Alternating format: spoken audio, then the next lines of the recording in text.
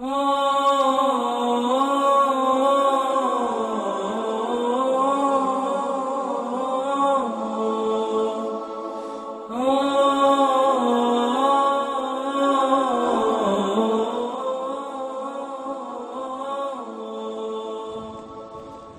بعض الناس، في بعض الشباب يقولون أن الموت ما زال بعيدا عنا لأننا شباب، بعد وقت لنا. لا يا أخي العزيز، هذا غير صحيح.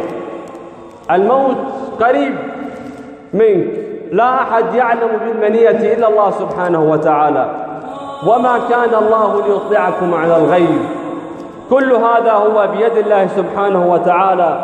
الواجب عليك أن تعبد الله حق العبادة، أن تلتزم، أن تحافظ على الصلاة. لذلك قال تعالى محدثا عن أصحاب النار: كل نفس بما كسبت رهينة.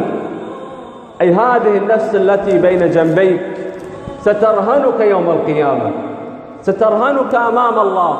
هذه الأصابع تشهد عليك، هذا اللسان، هذه الأعين، هذه الجلود، كلها تشهد عليك، سترهنك يوم القيامة. كل نفس بما كسبت رهينة إلا أصحاب اليمين في جنات يتساءلون عن المجرمين ما سلككم في سقر؟ لماذا دخلتم النار؟ ليه؟ ما سلككم في سقر؟ ماذا يكون الجواب؟ قالوا لم نكن من المصلين. دل على أن ترك الصلاة، أن تارك الصلاة هو من أصحاب النار، أن من ترك الصلاة هو من أصحاب النار لا شك.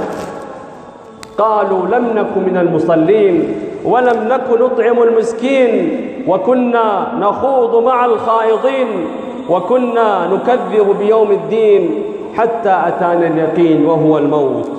انتبه، فالموت قريب منك والآجال غير معروفة، فحافظ على الصلاة وانصح أهلك وعلمهم واصبر على ذلك، لأن الله تعالى قال وأمر أهلك بالصلاة واصطبر على ذلك.